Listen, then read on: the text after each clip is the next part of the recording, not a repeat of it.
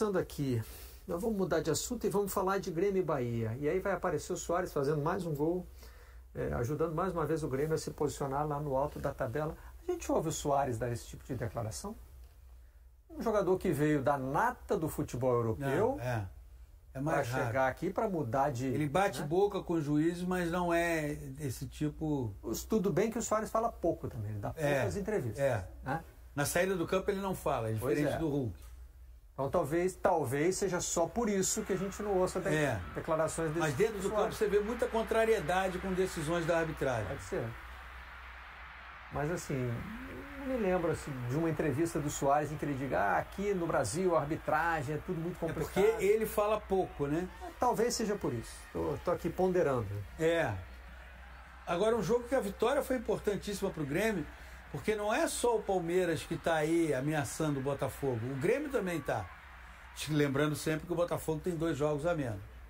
O Bahia finalizou 3 vezes mais que o Grêmio nesse jogo. O Bahia, que não estava jogando bem, né, nas outras partidas não conseguia ter uma boa produção ofensiva, dessa vez finalizou 3 vezes mais que o Grêmio. Se não me engano, foram 19 finalizações.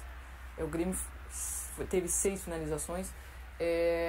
Mostra muito como o Grêmio tem problemas defensivos, mas ao mesmo tempo tem um cara que está resolvendo muito, que é o Soares. Sim, o Soares é a alma do Grêmio. O Soares é o Grêmio esse ano. Ele é a alma do Grêmio. Junto com o Renato, que também dá os seus pulos ali para ajeitar o time. E olha, um jogador que também já disse que vai embora, né? Durante a temporada disse que estava pensando em parar por causa das dores e tal, e entrega tudo. Nossa, ele é impressionante. Cada minuto que ele está em campo, né? É admirável assim o comportamento desse jogador, né? Além da contribuição técnica de fazer isso aí, né? Muitas vezes o Grêmio não consegue elaborar melhor as suas jogadas ofensivas por falta de compreensão de quem está ao lado do Soares, que retém a bola, que não tem agilidade suficiente para entender que ele vai fazer...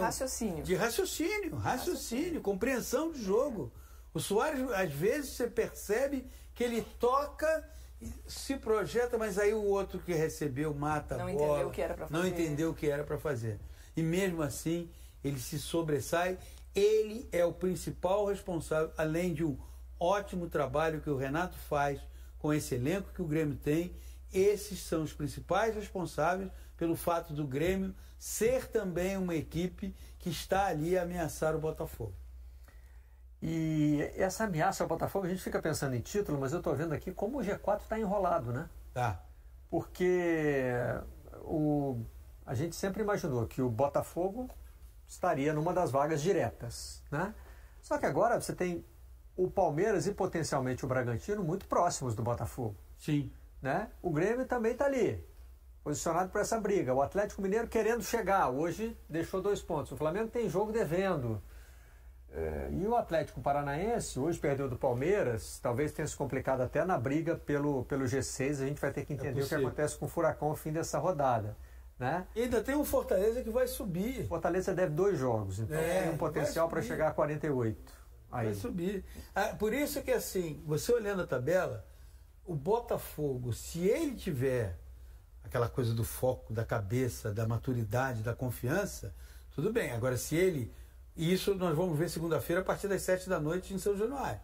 Se ele, por acaso, por causa da derrota e das circunstâncias, não a derrota, mas a maneira, o roteiro da derrota para o Palmeiras, se ele não conseguir se reconectar com o que ele é capaz de fazer, e quem viu o primeiro tempo viu qual é a capacidade dele, ele vai começar a sofrer. E o roteiro dessa derrota é curiosa porque ela não abalou apenas o Botafogo, ela influenciou no resto, que passou a acreditar que é possível chegar. Sim, claro, ela contaminou. Ela contaminou o resto.